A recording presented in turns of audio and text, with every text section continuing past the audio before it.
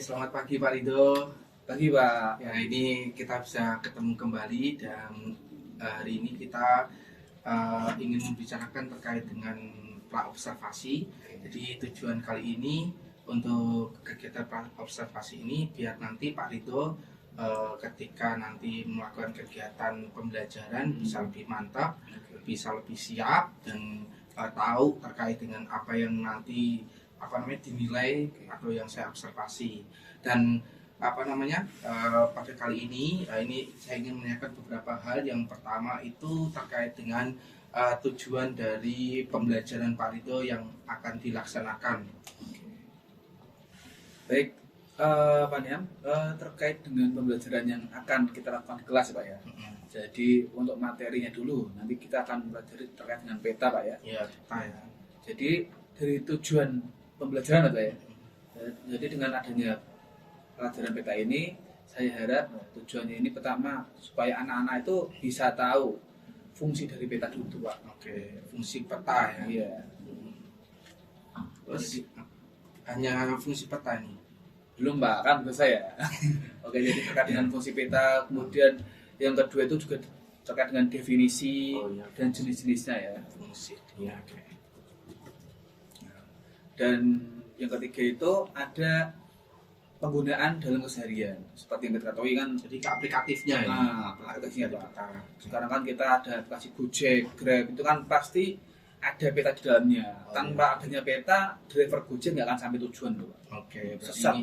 Ada definisi, ada tujuan sama jenis sama klasifikasi atau implikasi dari penggunaan peta. Yang kedua nih Pak, untuk area pengembangan sendiri Pak Rido mau mengembangkan ke anak itu terkait apa yang mau dikembangkan ketika pembelajaran? Oke, jadi terkait dengan apa yang ingin saya kembangkan pada anak itu pertama itu ada aktivitasnya Pak ya. Aktivitas anak ya. Iya, jadi kita kembangkanlah supaya anak-anak itu biar lebih kreatif, lebih aktif, sehingga pembelajaran nanti akan lebih menyenangkan gitu Pak. Kemudian yang kedua terkait dengan kognitif siswa ya. Oke, kognitif. Ini pemahaman siswa terhadap materi ya. Betul sekali. Jadi dengan adanya kognitif ini, saya harapkan siswa dia benar-benar memahami dan bisa mengaplikasikan juga ke realita. Ini ada lagi? Dan ketiga itu terkait dengan motivasi Pak ya. Oke, motivasi. Jadi dengan adanya ini saya berharap anak-anak jadi termotivasi ya, entah dalam mereka nanti membuat peta atau bisa mengembangkan terkait perencanaan wilayah, sehingga nanti di masa depan anak-anak lebih kreatif dan inisiatif. Oke. Ini yang ketiga nih Pak Rido. Kira-kira Pak Rido mau nanti ketika pembelajaran mau menggunakan model apa? Kalau rencana saya Pak itu saya ingin menggunakan modelnya ya model berbasis produk Pak ya. Jadi nanti akan ada produk yang akan kita hasilkan. Oh iya, ini produknya kira-kira apa Pak? Kira-kira ya peta Pak. Peta ya. Jadi karena kita melakukan peta ya nanti kita rencana akan membuat peta yang tematik Pak. Jadi nanti ada beberapa kelompok, nanti saya bagi yang temanya A sampai berapa. Tapi belum ada ini ya tema yang mau dibuat ya.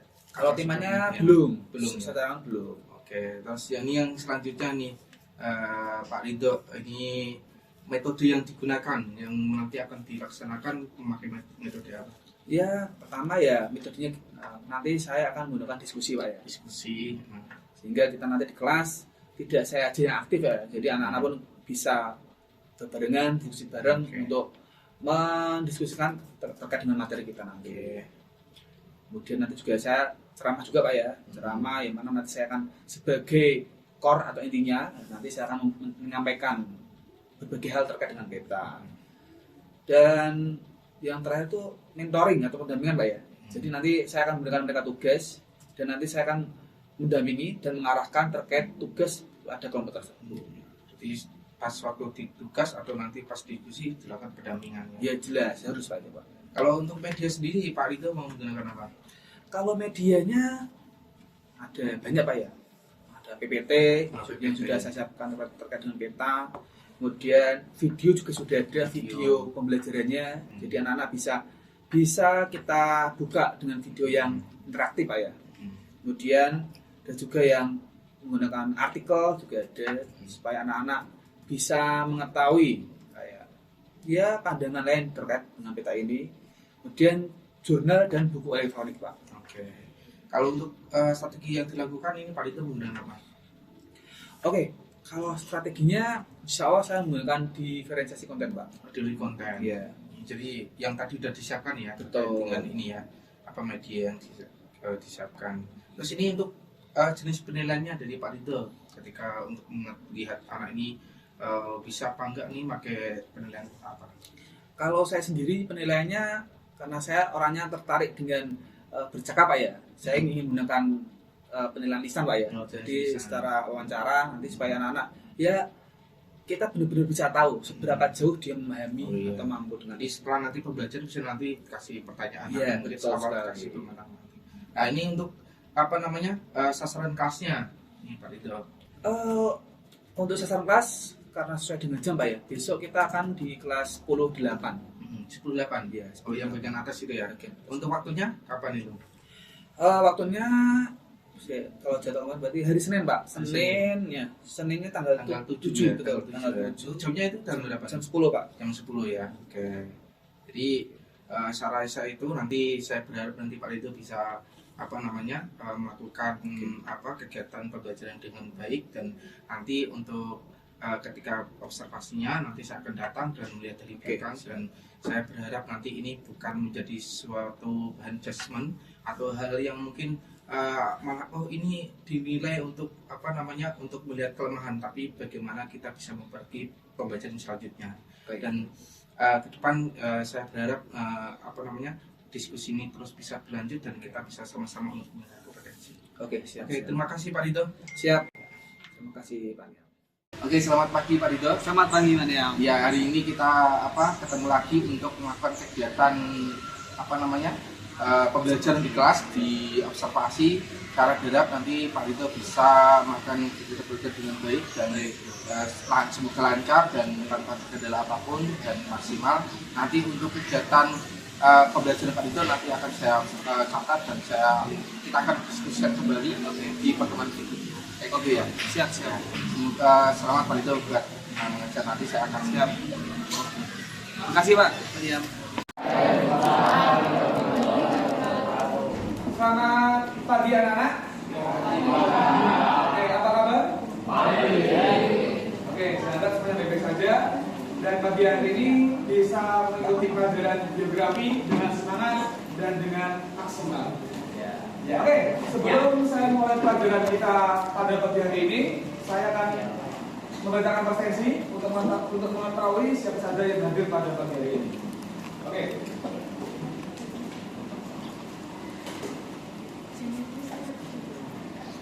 Gracia, Anindita, Anissa, Aulia Maharani, Bayu Piara, Bayu Praditya, Kalisa, Christian Nugroho, Claudia Sintabila, Hadir. Davin Aryas Satya, Destiana, Ersa Kesta, Vanessa, Gracia, Rabi, Leila, Lovena Pisa, Randy Aditya, Mahatma, Mamayu, Muhammad Raya, Muhammad Genta, Muhammad Naufal, Nabila Harsa, Hadir, Pak. Nathanael Christian, Nathanael Andika, Nathanael Ivan, Niki Kurnia, Nurin Maisati, Rasya, Rafa, Sadar, Satria, Sakena, Valentina, Vidya, Deskel. Baik, berarti semuanya hadir ya. Oke, sebelum Bapak mulai pelajaran kita hari ini, alangkah baiknya kita berdoa dulu ya, supaya apa yang kita pelajari hari ini, apa yang kita diskusikan bisa menjadi ilmu yang bermanfaat dan menjadi ilmu yang berkah bagi kalian semuanya. Baik, berdoa menurut kepercayaan masing-masing, dimulai.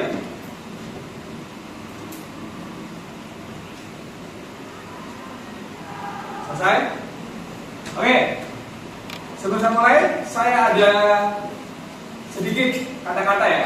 Mungkin dari kalian sudah pernah dengar atau sudah pernah tahu ya. Dari pepatah Arab itu atau dari syair itu ada sebuah kalimat yang suaranya nih ya, manjada wajada. Pernah dengar? Oke. Manjada itu artinya apa? Manjada artinya barang siapa bersungguh-sungguh, wajada artinya maka dia akan berhasil atau maka dia akan sukses. Jadi manjada wajada artinya adalah barang siapa yang bersungguh-sungguh maka dia akan berhasil. Oke. Jadi untuk mengawali pagi kita atau belajar kita pada pagi hari ini, nanti apabila saya bilang 10-8, kalian bilang manjada wajada, gitu ya. Oke ya, manjada wajada, jelas? Oke, semuanya harus bilang dan semangat ya. Satria, Randy, teriak, jangan berhenti. Oke. Kalau saya katakan 10-8, manjada wajada, gitu ya. Oke. Coba langsung ya, kita langsung kita kan bahasa langsung dulu. Pak, kalau yang nggak apa-apa Pak, nggak sih? Oke, langsung ya, oke. Oke, siap ya. Kelas 10-8. Oke, terima kasih. Tepuk tangan untuk kelasnya. Oke, sebelum Bapak memulai pelajaran, Bapak ada satu video yang bisa kalian simak. Oke, silakan bisa diperhatikan. Ini kita ada kendala ini ya, soalnya ya, jadi mohon maaf karena ini saya terbatas, jadi ini cukup menggunakan translate yang ada di gambar.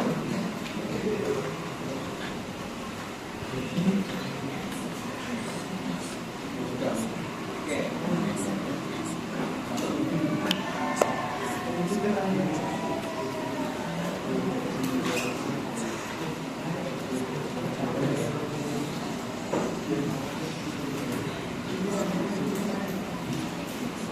Semuanya diperhatikan ya, nanti Bapak akan ada sedikit pertanyaan terkait dengan itu.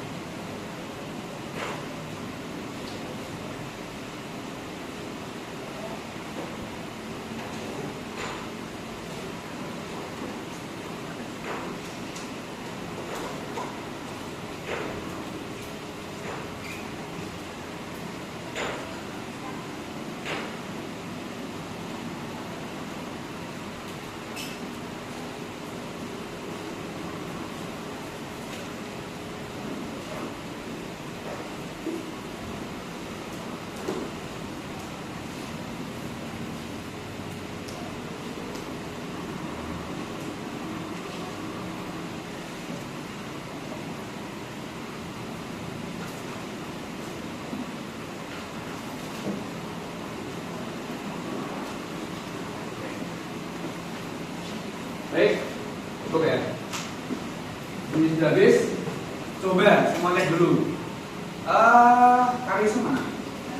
Nah, bisa. Dari video ini, Cak, apa yang bisa kamu ambil? Atau apa yang bisa kamu rangkum?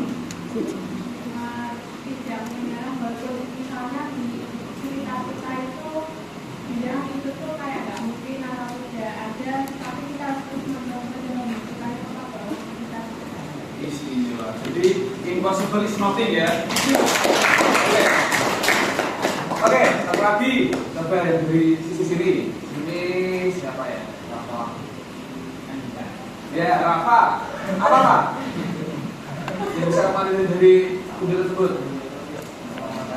Poinnya tadi siapa yang menemukan benua Amerika? Christopher siapa? Columbus itu Christopher. Ya betul, Christopher Columbus. Oke. Jadi dari video yang tadi kita putar bersama ya, itu ada suatu ekspedisi yang mana dipimpin oleh Christopher Columbus yang pada akhirnya dia menemukan benua baru, yaitu benua Amerika. Nah, di sini apa yang bisa kalian lihat ini? Ini apa ini? Peta ya, peta dunia. Jadi penjelajahan seorang Columbus dia tidak akan bisa tuntas, tidak akan bisa selesai tanpa adanya peta. Maka dari itu di sini peta memegang peran yang sangat penting dalam penemuan benua Amerika. Oke, itu pendahuluan. Sekarang kita masuk ke intinya.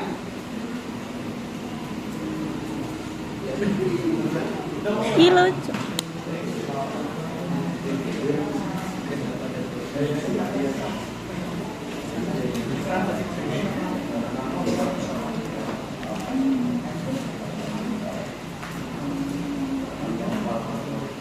Oke, semuanya pasti kenal ini anak ya. Ya. Ada yang tidak kenal? Oke, siapa namanya? Nggak tahu. Oke. Coba siapa yang namanya ini? Oke, siapa? Dore. Oke, Dore. Ya. Pasti kalau kalian zaman SD dulu ya, sebelum kalian masuk sekolah itu biasanya di depan TV berubah ini ya, berubah TV nonton Dora sama Duk, ya kan? Ya.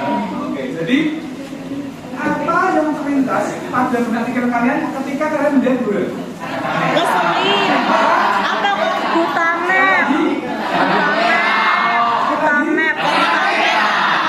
Kita ya, oke. Ngeselin. Jadi pasti kalau kalian melihat Dora, pasti yang terlihat itu adalah peta. Oke. Jadi untuk materi kita pada pagi hari ini itu adalah peta ya.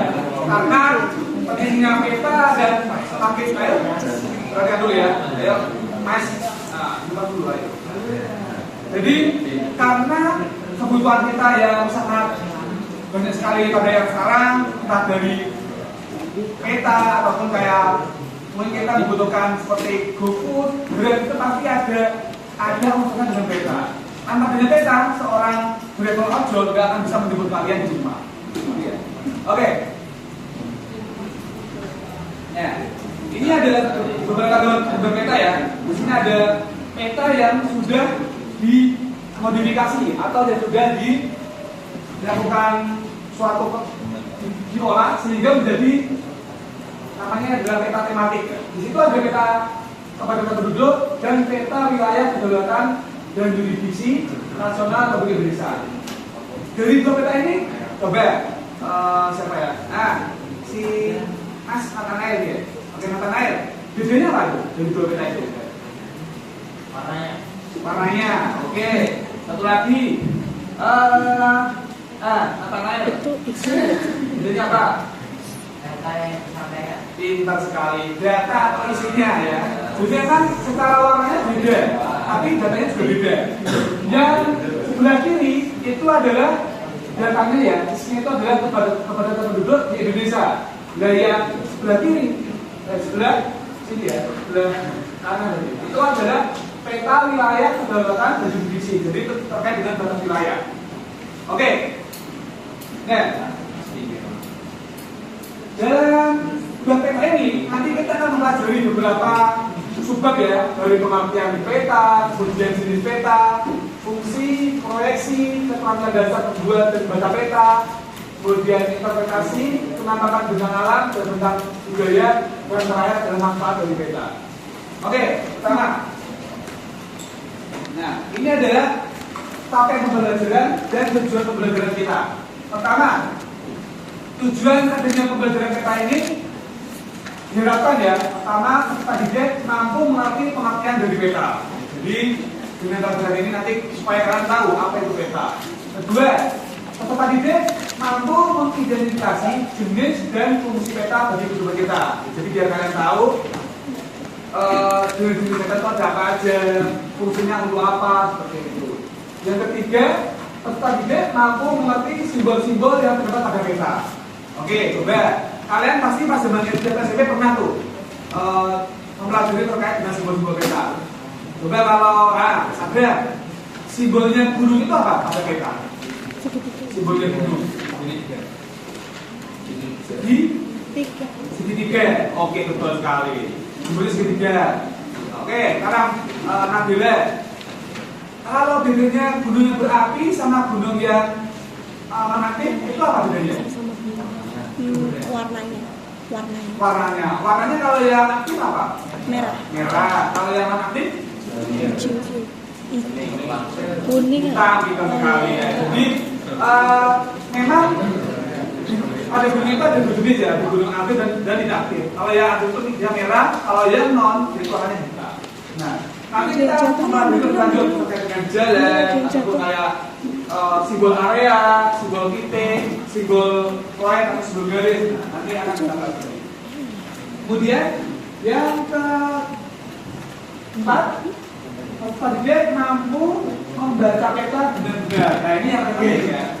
Jadi tujuan kita membaca peta supaya kalian bisa membaca peta dengan benar. Jadi kita harus menghapus orang-orang yang buta map supaya tidak menyesatkan ya. Yang suka-suka misalnya kalau kalian ayo perhatikan dulu. Nah, kita oke. Yang misalnya kalian pergi sama teman-teman, suruh yang depan nyetir, yang belakang suruh buka baca map ya. Itu yang biasanya membacanya sesat biar tersadarkan. Itu tujuannya. Jelas ya? Oke. Selanjutnya kita awali dengan pengertian peta. Oke, di sini saya ngetes dulu. Coba, masya Allah. Ya, Dok, kamu peta itu apa pengertiannya? Apa yang kamu tahu terkait peta? Gambaran muka bumi. Oke. Udah, ya. Anissa, peta itu apa? Oh, sama itu sama kok. Sesuai dengan apa yang kamu ketahui. Sama pun kamu harus menjawab dengan sebuah kalimat, jangan cuma sama. Ya. Apa? Kalau saya di situ memang ada bentuk enggak? Enggak. Apa Anissa? Oke. Jadi peta itu adalah gambaran permukaan bumi pada bidang datar ya. Yang mana dia memiliki skala tertentu. Jadi peta itu adalah implementasi dari global. Kalau global itu apa bentuknya? Bentuk bulat dijadikan bidang datar. Itu jadinya peta. Oke.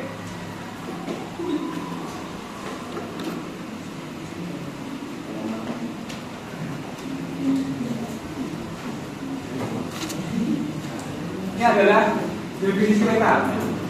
Peta adalah gambaran permukaan bumi pada bidang datar dengan skala tertentu melalui sebuah sistem proyeksi. Jadi peta itu adalah satu gambaran ya, yang mana dia itu pada bidang datar. Ayo, sekarang perhatikan ya, di scale. Jadi peta itu adalah gambar yang mana itu sudah dituangkan pada bidang datar.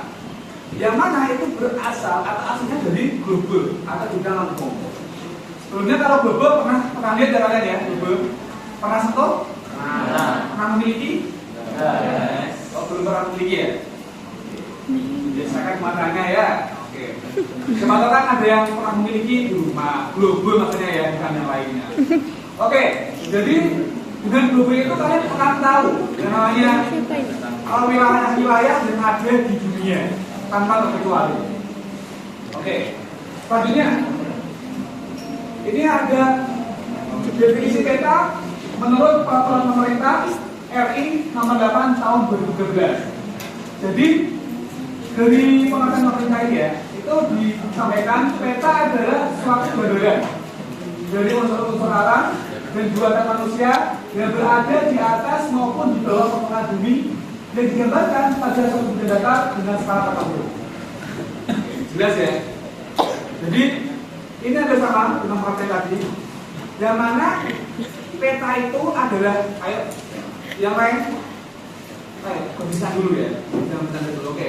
Jadi peta itu adalah gambaran pada benda datar, yang mana dia memiliki skala tertentu.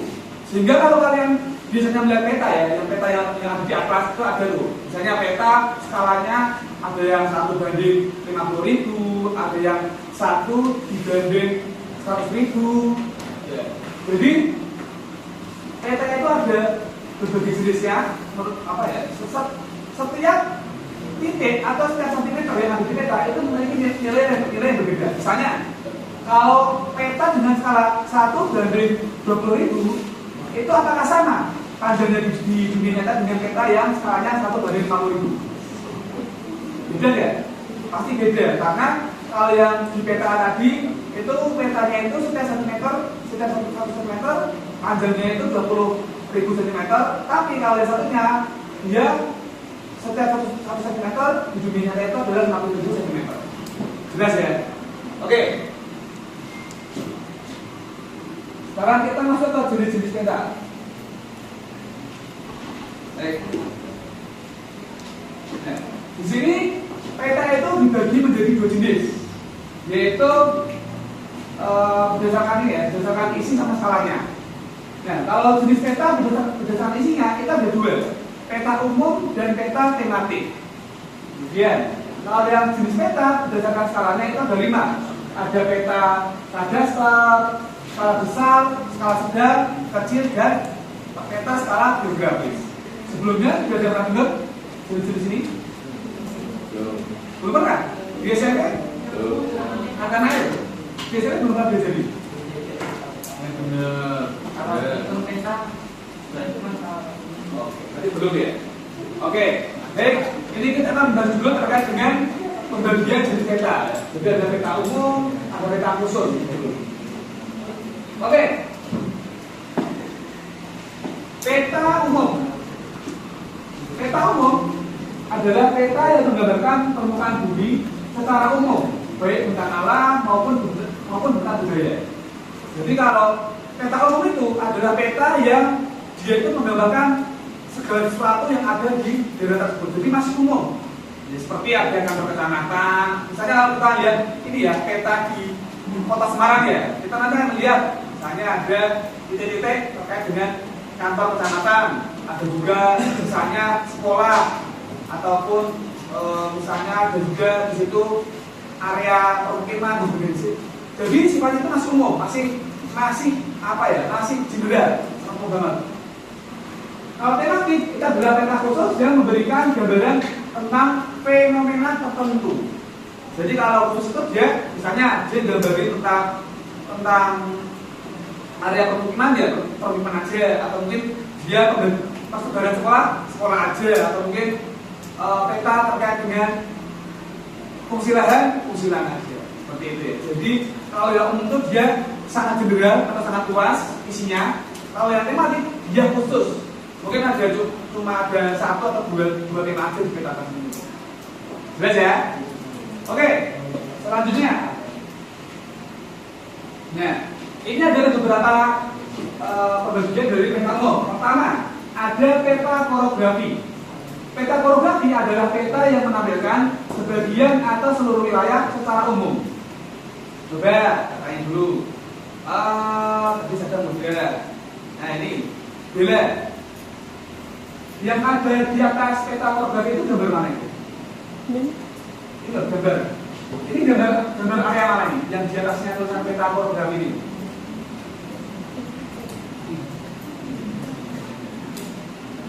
Mana? Dali. Oke, peta Dali ya. Nah, jadi koreografi itu bisa menampilkan, perhatikan. Jadi koreografi itu bisa menampilkan suatu area secara luas, misalnya full Pulau Bali, atau mungkin bisa aja, misalnya cuma daerah kecamatan Kuta, atau Kuta itu apa? Kabupaten ya? Kabupaten Kuta ada, atau daerah-daerah lainnya, sehingga peta koreografi itu bisa menampilkan sebagian atau seluruh wilayah secara umum. Oke, yang kedua ada peta dunia. Peta dunia adalah peta yang menampilkan seluruh negara yang ada di dunia dan digambarkan bentuk muka bumi di dunia secara umum. Oke, perhatikan peta dunia itu ya. Itu kan ada warnanya tuh, ada yang hijau, ada yang krem, ada yang coklat oranye sama coklatnya gelap. Itu membedakan apa itu? Yang tahu? Apa? Padatan yang lain apa? Pintar sekali. Ketinggian wilayah. Jadi wilayah kenapa? Nester apa? Jadi area yang hijau itu adalah area yang dia memiliki vegetasi atau yang kayak tumbuhan-tumbuhan itu ya. Yang mana biasanya itu semakin terang ya, itu memiliki ketinggian tertentu. Oke, itu peta dunia. Selanjutnya ada satu lagi.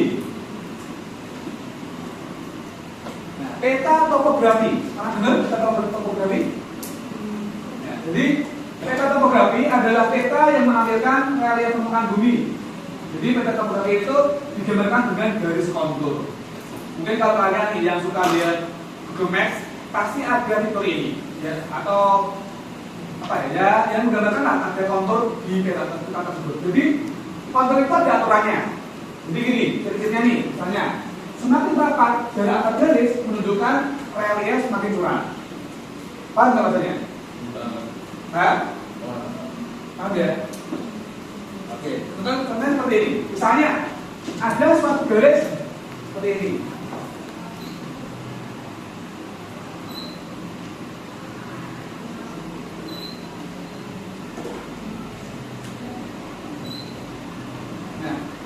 Gambar seperti ini apabila kita gambarkan di nyata, kan ini nampak, berarti ini biasanya kerja seperti ini. Jadi kita sedih, ini ada lender.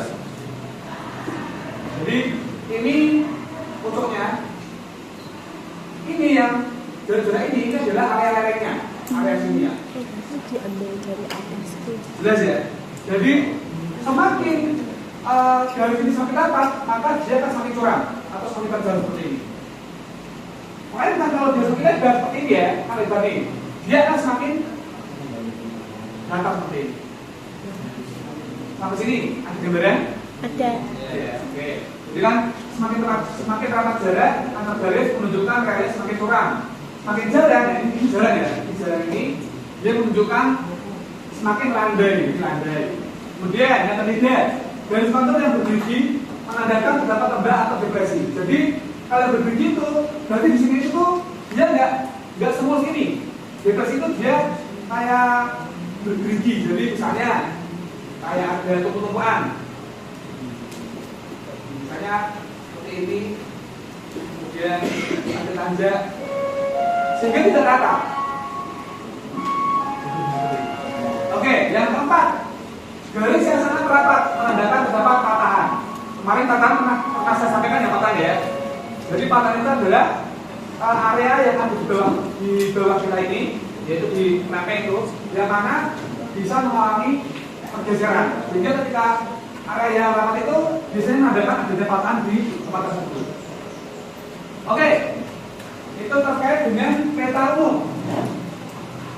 Selanjutnya ada peta tematik. Nah, peta tematik di sini ada dua gambar. Yang sebelah kiri itu ada peta persebaran suku bangsa di Indonesia, di mana setiap suku bangsa diberi simbol warna yang berbeda. Kemudian lagi yang bawah, peta persebaran kepadatan penduduk di Indonesia. Setiap warna mewakili jumlah penduduk tertentu. Oke, dari dua peta ini kalian bisa membedakan ya? Bisa? Coba Elsa, bedanya apa Sa? Kalau yang bawah itu berkepadatan penduduk. Kalau yang atas persebaran warnanya itu suku-suku yang berbeda. Oke, Sa. Kalau yang gambaran bawah, Sa, itu mana daerah yang memiliki penduduk atau apa ya, persebaran yang paling rendah lah. Yang hijau mana tadi? Mana hijau yang paling menyala? Itu daerah mana itu? Oke, daerah Papua, betul sekali ya. Oke, selanjutnya, kalau yang daerah paling padat penduduknya itu mana? Coba. Oh iya, Ananta. Pintar sekali ya kita. Jadi yang paling yang sebelah kita adalah Jawa ya. Jadi Jawa itu paling padat dan yang paling jarang itu adalah area Papua. Sebaliknya itu yang atas, kalau atas itu dia ada banyak warnanya. Yang mana setiap warna itu menunjukkan suku. Misalnya yang di Pulau Jawa itu ada warna biru sama warna oranye atau warna krem gitu. Kalau yang biru itu suku mana itu? Betul, suku Sunda. Kalau yang warna krem itu atau oranye itu karena apa? Suku apa? Yang di Pulau Jawa itu suku apa? Kalian? Iya kan? Yang ini. Suku apa? Ini ada warna biru nih. Ini ada warna oranye. Jadi oranye ini suku apa ini? Oke, suku Jawa. Jadi setiap warna yang ada di peta itu mewakili suku yang ada di Indonesia. Sampai sini bisa dipahami ya? Oke. Nah, sekarang kita lanjut ke pembagian peta berdasarkan skalanya. Ada peta kadaster, ada skala besar, skala sedang, kecil, dan skala geografis. Pertama, kadaster. Kadaster itu skalanya sangat kecil. Jadi jarak antara gambar yang ada di peta sama yang aslinya itu jaraknya itu sangat dekat atau nggak terlalu jauh. Misalnya, itu kan kadaster kan skalanya 1/100 sampai 1/5000. Jadi setiap 1 cm pada peta itu menunjukkan 100 sampai 5000 cm pada area nyata. Jelas ya? Jadi kadaster itu biasanya itu gambarnya itu besar dan dia itu memang sangat kecil jaraknya atau range-nya pada area nyatanya. Contohnya adalah peta di sertifikat tanah. Di sini ada yang pernah lihat sertifikat tanah? Pernah? Tapi tahu kalian sertifikat tanah? Belum pernah lihat? Oke, mungkin kalau kalian nanti udah bekerja, udah punya uang, beli baru tahu. Yang mana itu biasanya itu kan sertifikat itu kan ada gambarnya itu, ada gambar, ya gambar sederhana lah terkait dengan luasan tanah atau rumah yang kalian beli. Kemudian yang kedua ada skala besar.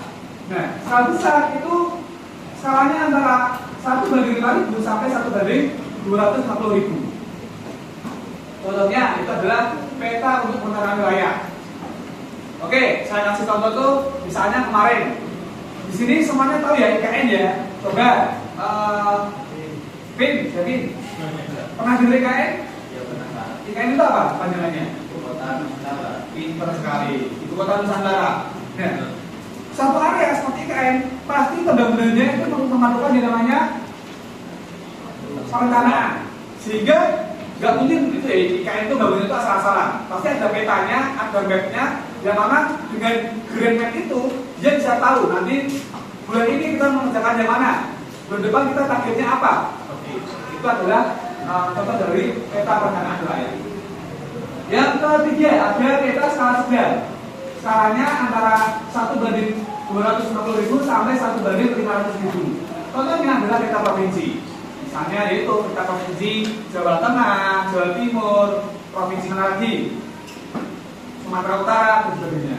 Yang mana umumnya peta provinsi itu dia range-nya itu antara 250.000 sampai 500.000 skalanya. Selanjutnya peta kecil skalanya antara 1/500.000 sampai 1/1 juta. Contohnya adalah peta negara. Nah, jadi kalau negara kan dia kan kebetulan kecil tuh kayaknya. Itu biasanya kan skalanya besar, yaitu sampai 1/1 juta. Kemudian terakhir peta skala geografis. Nah, ini yang paling besar skalanya, yaitu di atas 1/1 juta. Karena apa? peta kartografis ya, biasanya itu dia menggambarkan area itu tuh dengan secara umum. Contohnya adalah peta dunia. Yang mana apabila peta dunia yang luas ini kita gambarkan pada sebuah peta, misalnya pada tempat A3, itu kan cuma kecil gambarnya. Sehingga skalanya itu juga tergolong besar, misalnya 1/1 juta atau bahkan 1/5 juta. Baik, sampai sini dulu, silakan. Kalau ada yang mau tanya atau yang belum dipahami bisa disampaikan. Silakan.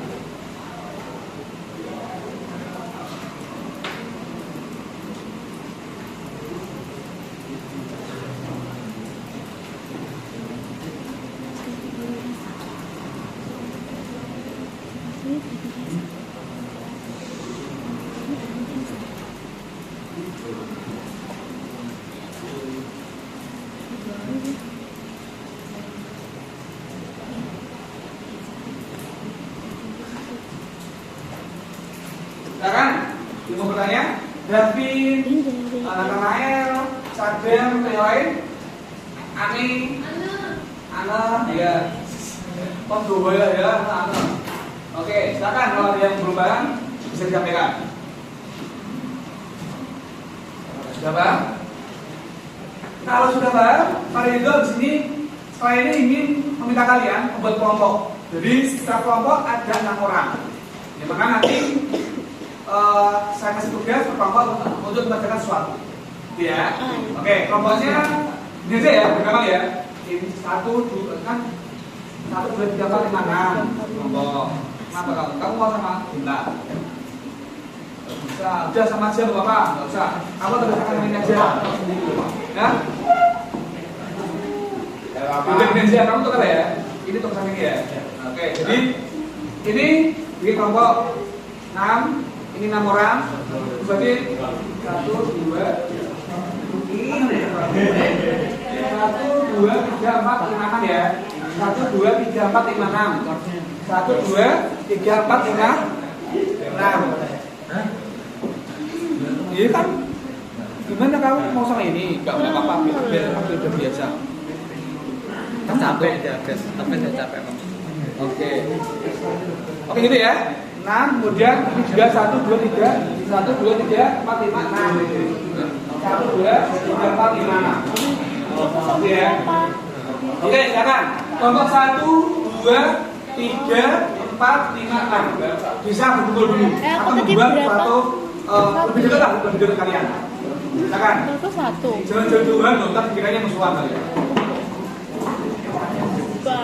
Apa Bel? Sama A, ya udah ya. Enggak apa-apa. Sesuai dengan jumlahnya. Silakan, saya ambil dulu. Nanti Pak jelaskan dengan jelasnya. Ini ya, mungkin kalian bisa ini, saling berhadapan. Ini putar. Jadi gimana Pak? Enggak.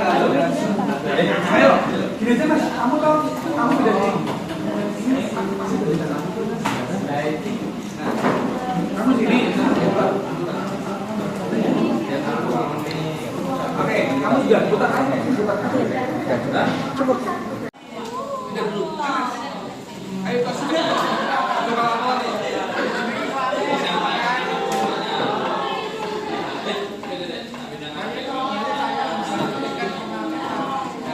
Sadar di sini. Menuliskan komponen peta.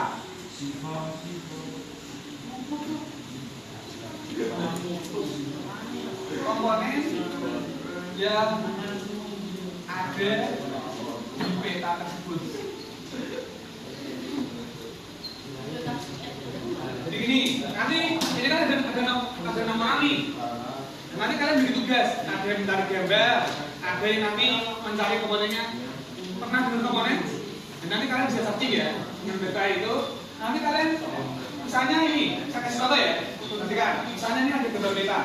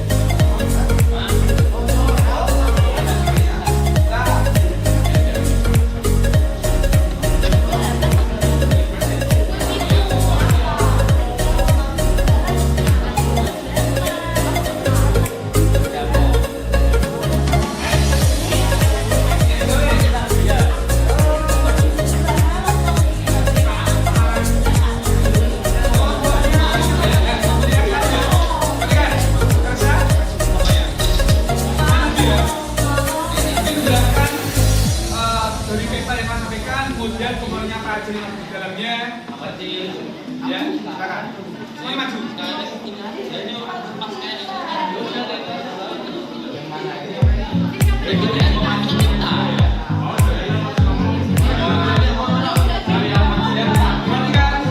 Halo. Halo. Halo. Oke, foto lain silakan bisa diperhatikan ya.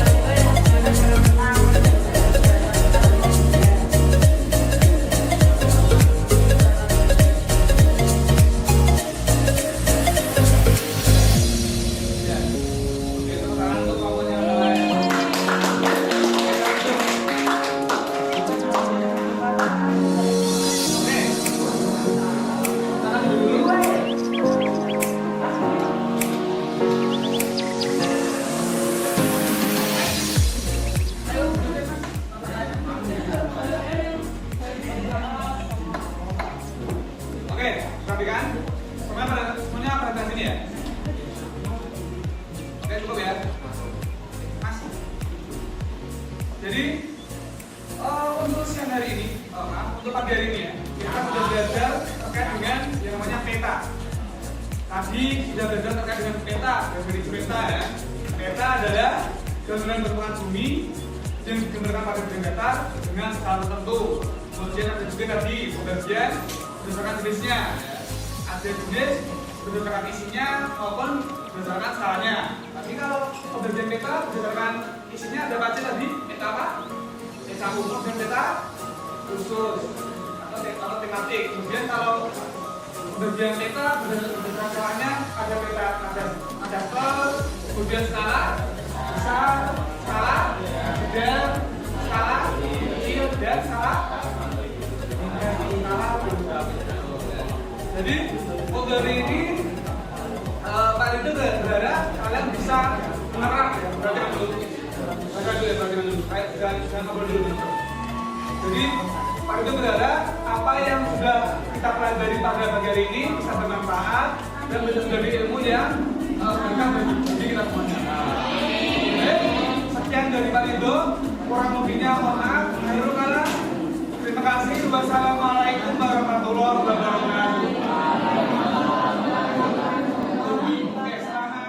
Oke, selamat pagi Pak Rido. Selamat pagi Pak Niam.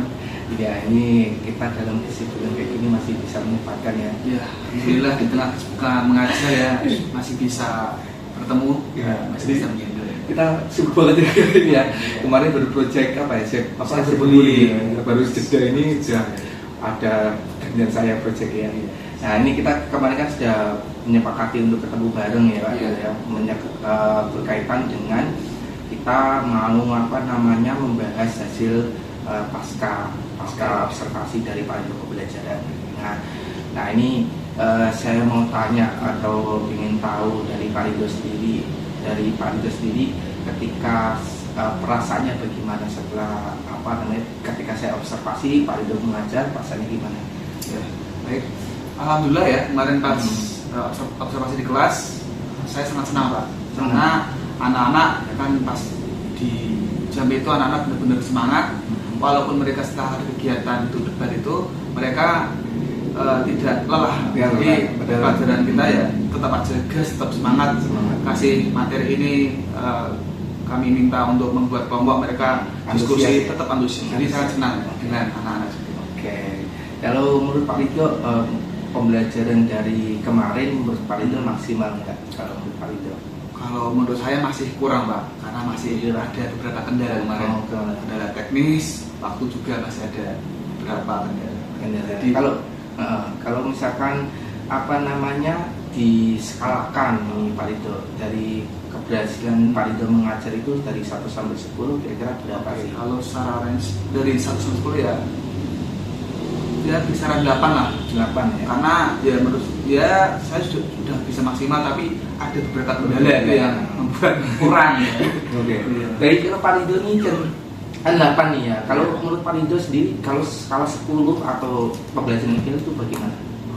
Kalau menurut saya yang ideal nilai 10 itu bisa dicapai dengan pertama tujuan pembelajaran pasti bisa tercapai semuanya.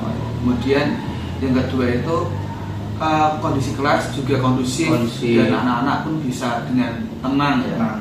Dan yang ketiga, anak-anak itu bisa merdeka Pak. Jadi mereka menjalankan pembelajaran itu dengan senang ya. Tidak ada rasa tekanan. Walaupun terkadang soal kita agak menekan.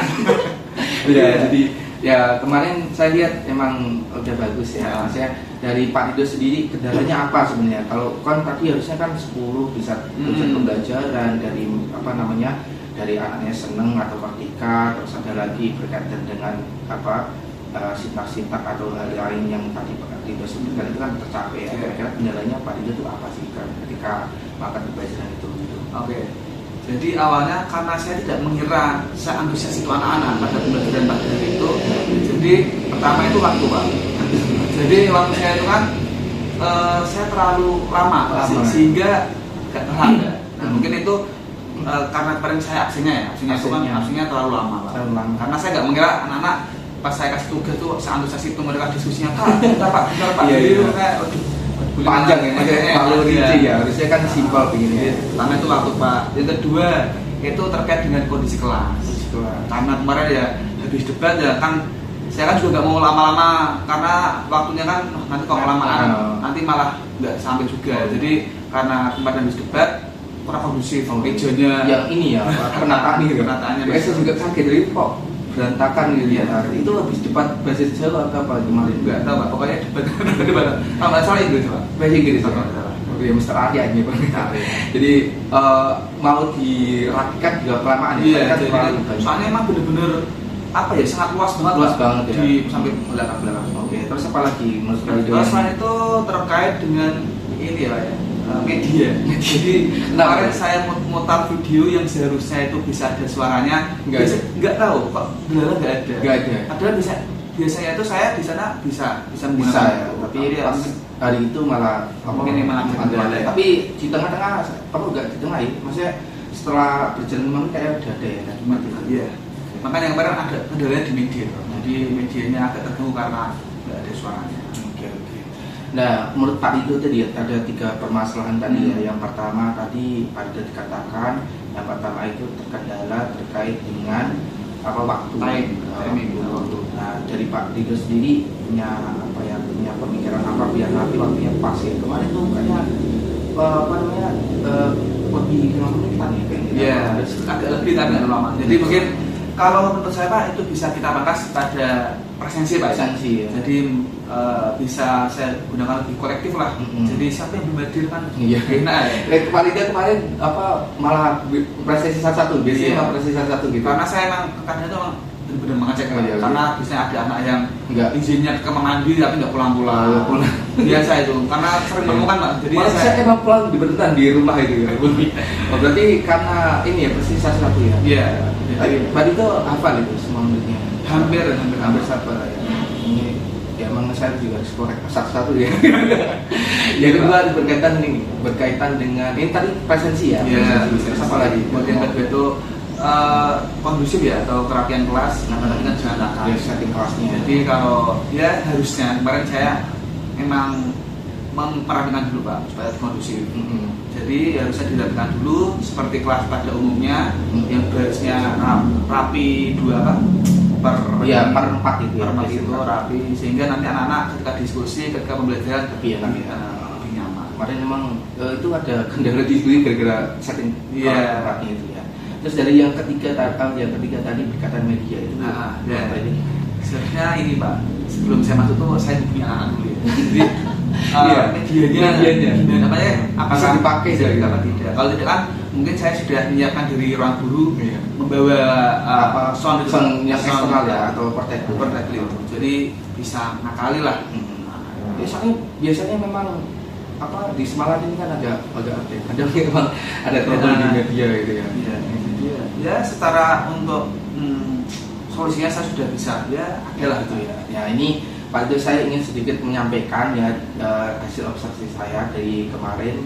Saya mendapati seperti yang Pak Rido sampaikan bahwa saya melihat Pak Rido tadi yang pertama dari aktivitas siswa ya pembelajaran diferensinya sudah dapat. Kemarin Pak Rido bilangnya diferensi konten ya kan udah dapat. Yang kedua berkat aktivitas siswa saya lihat udah bagus ya, walaupun agak susah siswa karena saking tempat tadi ya siswa yang bisa keluar. Dan yang ketiga itu berkaitan dengan kemarin nilai kognitifnya ya, saya Pak Rido mengajukan pertanyaan, saya juga lihat Pak Rido itu anak-anak bisa menjawab. Terus yang terakhir itu Pak Rido itu berkaitan dengan yang mau diobservasi itu berkaitan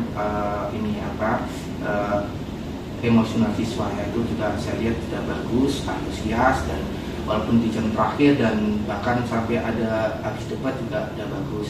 Dan kendala-kendala yang Pak Rido sampaikan tadi saya juga menemukan yang sama. Pertama saya juga di audio itu ya, saya itu nggak ada suaranya apa memang saya nggak dengar gitu. Nah ternyata saya tanya ke siswanya ini apa kalian dengar gak gitu. Ternyata memang ada kendala itu dan baru di jeda 5 menitan ya kalian bisa. Dan memang tadi solusinya dari Pak Rido itu udah bagus dari mulai bahasa di tempat biar anak-anak gampang untuk diskusi. Terus ada lagi mungkin memang memangkas presensi. Saya juga kadang kalau untuk penilaian memang saya pangkas presensinya ya, walaupun itu kadang menurut kita gak hafal siswa. Iya. Nah terus juga ada yang terakhir itu berkaitan dengan materi kendala itu pakai portable. Memang kadang di Semarang ini kadang medianya itu ya kadang trouble sedang jadi ya saya rasa Pak Ridho sudah bisa mensikapi dengan baik. Dan ini saya ingin menanyakan dari Pak Ridho ya, ini kan pembelajaran kan nggak mungkin ya untuk hari ini aja, tapi ke depan ini Pak Ridho tuh mau apa yang ingin dikembangkan gitu ya. Kalau kemarin kan Pak Ridho pengennya pembelajaran diferensi konten, mungkin Pak Ridho punya apa ya. Jadi untuk ke depan rencananya saya akan melanjutkan, yaitu ada diferensiasi yang produk ya. Jadi setelah anak-anak kemarin kan kita sudah pakai konten tuh, jadi ya emang peranakan kita kasih cara yang masing-masing kan beda Pak ya. Nanti karena setiap anak punya cara masing-masing ya, nanti kita akan coba terapkan B project Pak ya, project. Jadi nanti anak-anak silakan yang sekiranya dia mahir pada PowerPoint, bisa membuat PowerPoint yang bagus, atau mungkin ada yang suka gambar, bikin poster, nanti bisa menyajikan materi saya atau tugasnya itu disampaikan dengan poster yang menarik. Jadi anak-anak akan lebih maksimal dalam pekerjaannya. Tapi ini pengembangannya itu diferensi produk. Ya, ini mau di-collab sama itu pembelajaran ya project, project. Iya, ini project. Terus apa lagi nih Pak Ridho pengen mengembangkan masih ke depan itu? Ya, kalau untuk ke depan ya cukup itu dulu ya. Ya Pak, ya kita step by step dulu lihat perkembangan anak. Karena kadang tuh anak-anak kalau kita terlalu banyak tuh nanti mereka juga Pak ya. Nanti malah bagus ya. Nah, jadi kita step dulu lihat perkembangan gimana. Kalau sudah mulai ada kelihatan bagus, coba ya. Jadi ini saya rasa cukup Pak Ridho, dan saya berharap nanti pengembangan dari Pak Ridho bisa terapkan dengan baik, dan misalkan ada hal yang perlu kita diskusikan kembali, kita bisa diskusikan kembali gitu ya. Dan ada hal yang mungkin saya perlu Pak Ridho untuk kendala tadi ya, yang terutama untuk ini ya alokasi waktu ya, itu dari Pak Ridho sendiri pengen memperbaikinya bukan Pak? Pastinya di pertemuan selanjutnya saya langsung menerapkan prinsip dari kemarin. Jadi ya kemarin saya kelebihan akan saya perbaiki langsung. Ya, ini semoga diskusi kita itu bisa terus berlanjut, dan ini bukan untuk saya atau Pak Ridho, tapi untuk kita bagaimana menjadi guru itu akan terus belajar dan saling mengingatkan. Oke, terima kasih Pak Ridho. Baik, sama-sama Pak. Oke.